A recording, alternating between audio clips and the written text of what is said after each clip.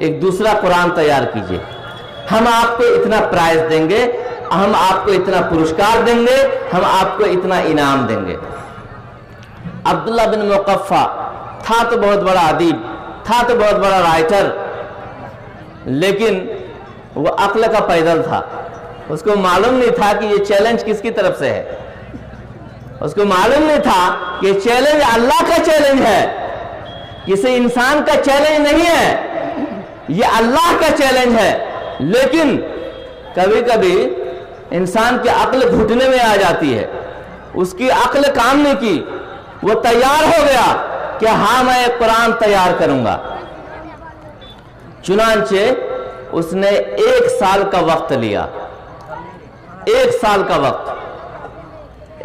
وقت لیا، کہا مجھے 1 سال کا وقت دیجئے، میں قرآن تیار کر دوں گا۔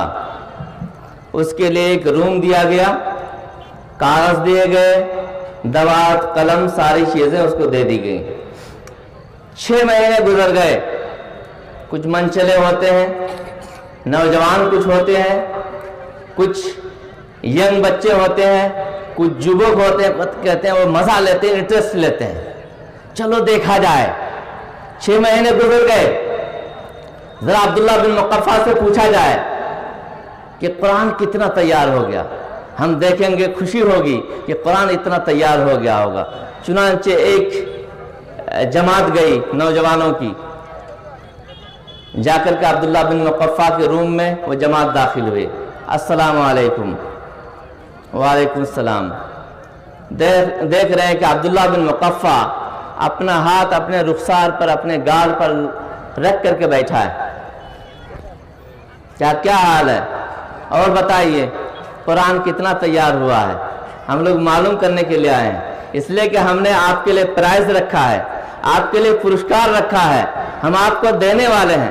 کہا کیا میں بتاؤں، یہ دیکھ رہے ہیں میرے کمرے میں، میرے روم میں، یہ دیکھ رہے ہیں کاغذ کے ٹکڑے، اب تک قرآن کی ایک آیت بھی میں تیار نہیں کر پایا ہوں۔ سبحان اللہ، کیا بات ہے!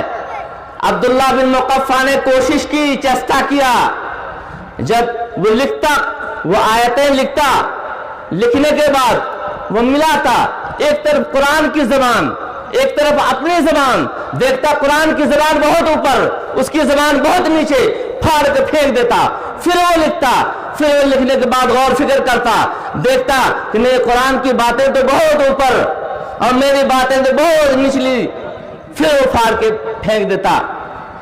ایسے کرتے کرتے سبحان اللہ 6 مہینے گزر گئے، وہ ایک آیت بھی تیار نہیں کر پایا۔ سبحان اللہ، ہمیں فخر ہے کہ ہم مسلمان ہیں اور اللہ کا چیلنج برحق ہے۔ اس نے گھٹنا ٹیک دیا، کہا مجھ سے نہیں ہو سکتا۔ آج میں اس ٹاپک پہ اس لیے بات کر رہا ہوں آپ سے کہ ابھی 11 تاریخ کو ایک مرتد جو قرآن کے بارے میں شک و شبہ ظاہر کرے گا، کیا وہ مومن ہو سکتا ہے؟ کیا وہ مسلمان ہو سکتا ہے؟ ایک وسیم رضوی نام کا جو شیعہ وقف بورڈ کا سابق چیئرمین، پراکتن چیئرمین، اس نے سپریم کورٹ میں ایک PIL ایک پیٹیشن داخل کی۔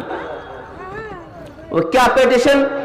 کہ قرآن کے اندر 26 آیتیں ایسی ہیں جو آیتیں نعوذ باللہ یہ تہمت لگاتے ہوئے کہ ابو بکر نے، عمر نے، عثمان نے رضی اللہ عنہم ان آیتوں کو داخل کیا ہے۔ نعوذ باللہ، یہ تہمت حضرت ابو بکر پر، حضرت عمر پر، حضرت عثمان پر کہ یہ 26 آیتیں اللہ کی نہیں ہو سکتی۔ اچھا یہ بتائیے، اگر یہ 26 آیتیں اگر اللہ کی نہیں ہو سکتی تو قرآن نے فرمایا، اللہ نے فرمایا اِنَّا نَحْنُ نَزَّلْنَا الذِّكْرَ وَإِنَّا لَهُ لَحَافِظُونَ، کہ ہم نے قرآن کو اتارا ہے، ہمیں اس کے گارنٹر ہیں، ہمیں اس کے ضامن ہیں، ہم اس کی حفاظت کرنے والے ہیں. تو اس کا مطلب اللہ سچ کہہ رہا ہے کہ جھوٹ کہہ رہا ہے؟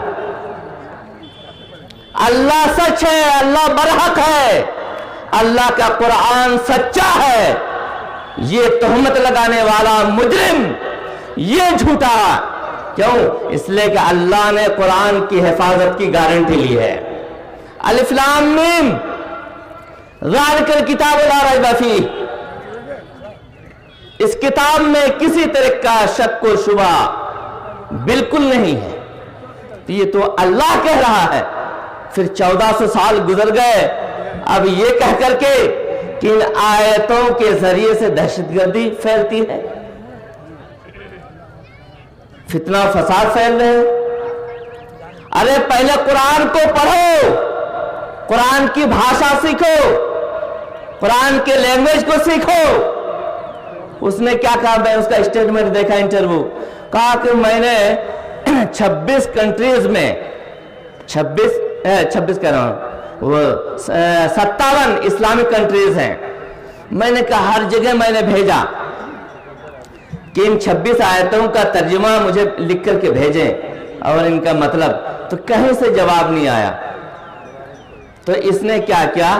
یہ ثابت کیا کہ نہیں، یہ قرآن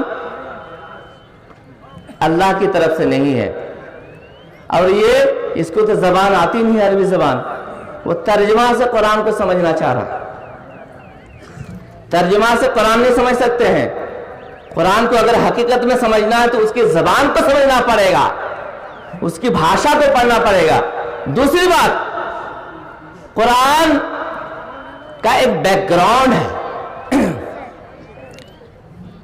23 سال لگے، 23 سال اس قرآن کے اترنے میں. 23 سال آہستہ آہستہ، کبھی ایک آیت، کبھی 2 آیت، کبھی ایک سورہ، کبھی 2 سورہ، ایسے کرتے کرتے 23 سال لگے.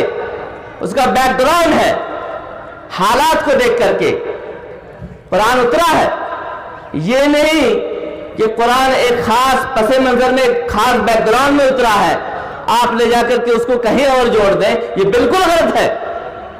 آج کل لوگ کرتے ہیں نا، آج کل میڈیا کا جو رول ہے کیا ہے، کب کی کلپ، 10 سال پہلے کی کلپ کو ابھی چلا دیتے ہیں ٹیلی ویژن میں، فساد پھیلانے کے لیے، جھگڑا کرانے کے لیے، آپس میں دنگا کرانے کے لیے. تو ایسے ہی وہ دیکھنا چاہیے کہ یہ بات کب کہی گئی، قرآن کی یہ آیت کب اتری، کس پس منظر میں اتری، کس بیک گراؤنڈ میں اتری. اس کو سمجھنا ضروری ہے. صرف قرآن میں حکم لگانے سے نہیں کچھ ہوتا. لیکن یاد رکھیں، آخری بات، اسی بات پہ میں اپنی بات ختم کرتا ہوں. قرآن کے سلسلے میں ایک نقطہ زیر زبر کے بارے میں بھی اگر کسی کے دل میں شک و شبہ ہے تو وہ مومن نہیں ہو سکتا، مسلمان نہیں ہو سکتا، وہ اسلام کے دائرے سے خارج ہو جائے گا. اللہ تبارک و تعالی ہمارے ایمان کو محفوظ رکھے. اللہ تبارک و تعالی ہمارے ایمان کو زیادہ زیادہ مضبوط کرے، اور ہمارا جب خاتمہ ہو تو ایمان کے ساتھ ہو. انہی چند کلمات کے ساتھ میں اپنی بات ختم کرتا ہوں. امید ہے کہ میں نے جس انداز میں سمجھانے کی کوشش کی ہے کچھ تو ضرور سمجھ میں آئی ہوگی. وآخر دعوانا ان الحمدللہ رب العالمین. السلام علیکم ورحمۃ اللہ وبرکاتہ.